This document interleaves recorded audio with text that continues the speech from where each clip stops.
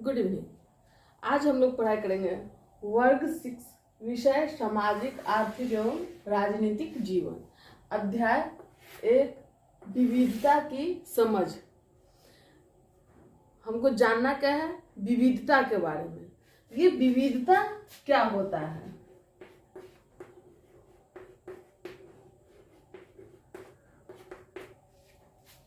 विविधता का मतलब होता है अलग अलग प्रकार का या भिन्नता।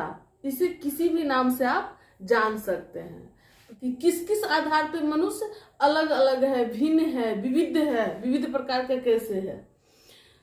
उसी को हम लोग जानेंगे एक कहानी के माध्यम से जो आपके अध्याय में दिया हुआ है।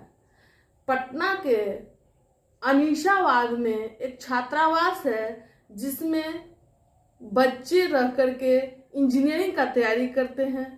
और पटना में अनीशावाद उस छात्रावास के पास ही एक किराना दुकान है।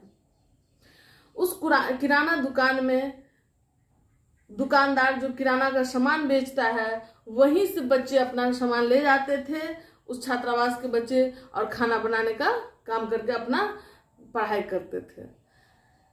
जो बच्चे कुछ ग्रुप में आते थे किराना दुकान में सामान लेने के लिए, वो आपस में बातचीत करते हैं वहां दुकान पे कुछ देर रुक करके, जो अंग्रेजी में बात करते हैं आपस में।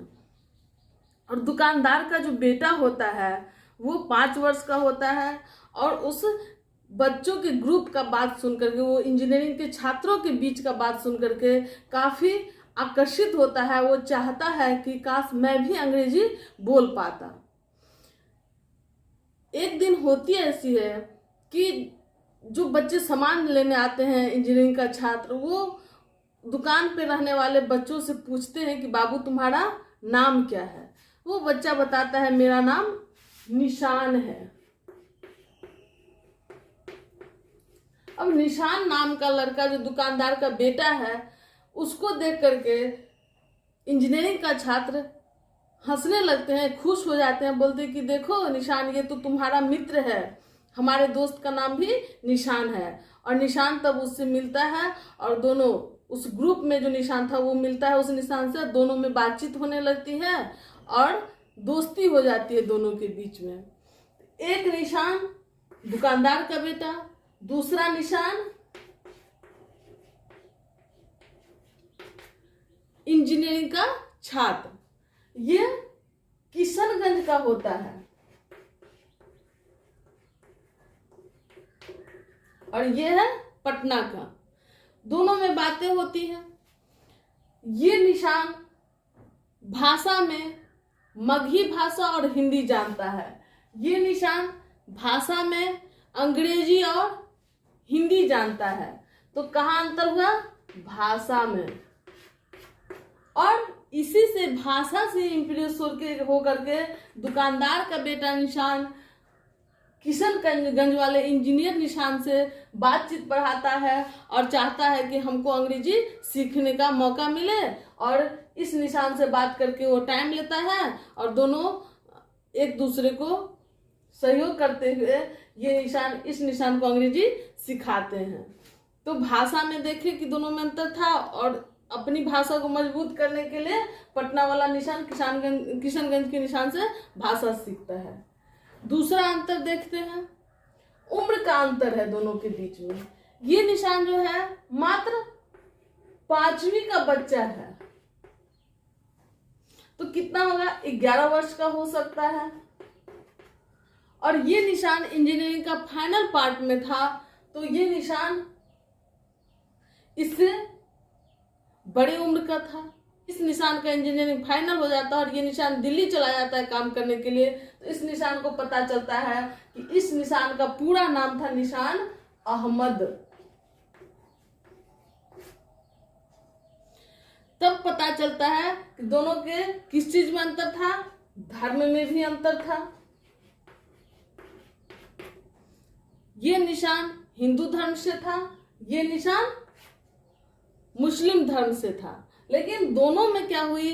दोस्ती हुई और दोनों में जिसमें जो कमी थी उसका वो पूरक बन गया। जैसे इस निशान का इस निशान में भाषा में कमी थी, भाषा ये चाहता था अंग्रेजी सीखना, लेकिन इसके पास उतनी आर्थिक स्थिति नहीं अच्छी थी, तो इन्होंने इस निशान से सहयोग लेकर के अपनी अंग्रेजी को मजबूत किया। चौथा का अंतर क्या होता है? आर्थिक स्थिति का अंतर। अब देखेंगे हम लोग कि हमारे देश के अंदर जो इस प्रकार की विविधताएं हैं, जिसे हम लोग एक कहानी के माध्यम से देखें, उस विविधता से हमें किस प्रकार से समृद्धि मिलती है, और उस विविधता में एकता स्थापित करने की बात हमेशा की जाती है।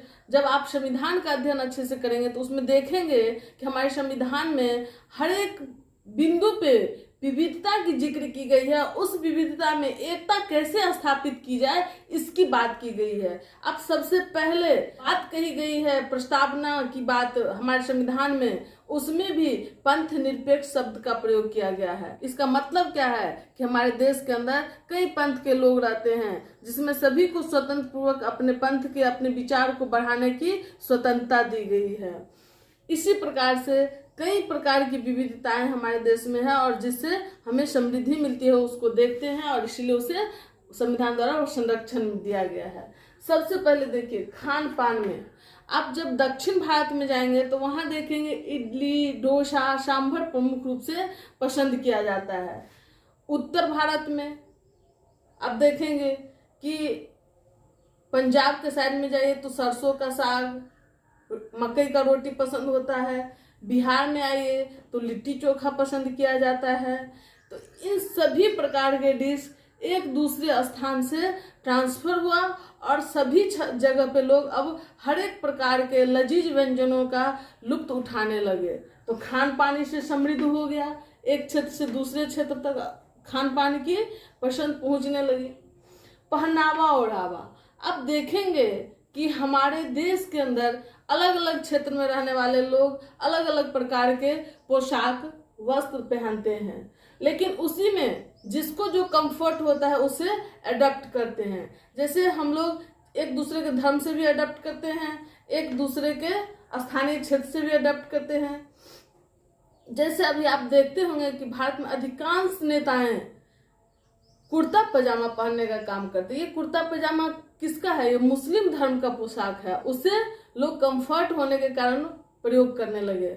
भारत में महिलाएं अधिकांश सूट सलवार पहनती हैं। ये सूट सलवार किसका है? ये मुस्लिम महिलाओं का सूट सलवार है, जिसे हिंदू महिलाएं भी अडॉप्ट की। हिंदू महिलाओं का पोशाक साड़ी, जिसे मुस्लिम महिला अडॉप्ट कर ली। इस प्रकार से पहनावा ओढ़ावा एक दूसरे से ट्रांसफर हुआ। भाषा, अब देखेंगे हिंदी भाषा, उर्दू भाषा, संस्कृत भाषा, पंजाबी भाषा, तेलुगु भाषा। हमारे देश में लगभग 1600 से अधिक भाषाएं बोली जाती है, इसीलिए यहाँ बहुभाषी शब्द का प्रयोग किया गया है। और अनुच्छेद में 343 से 35 तक इस भाषा की समृद्धि की बात की गई है। आप देखेंगे कि हमारे संविधान की अनुसूचियों में से अनुसूची 8 में 22 भाषाओं को स्थान दिया गया है। इस प्रकार से हमारे देश के अनेक भाषाओं को संरक्षित करने का काम किया गया है। त्योहार, अब त्योहार में देखेंगे हर एक क्षेत्र का अलग अलग त्योहार है। जैसे अब बिहार आ जाइए, बिहार का प्रमुख त्योहार क्या है? छठ है। बंगाल का प्रमुख त्योहार दुर्गा पूजा है। महाराष्ट्र का प्रमुख त्योहार गणेश पूजा है। हिंदू का प्रमुख त्योहार होली दिवाली है। मुस्लिम का प्रमुख त्योहार ईद बकरीद है। इस सभी त्योहारों को हर्षोल्लास के साथ हमारे देश में मनाया जाता है, और एक दूसरे के त्योहार में लोग सहयोग करते हैं, और इस प्रकार से त्योहार भी एक अच्छा मस्ती का साधन सभी लोगों में हो जाता है, और एकता स्थापित करने का एक माध्यम बन जाता है।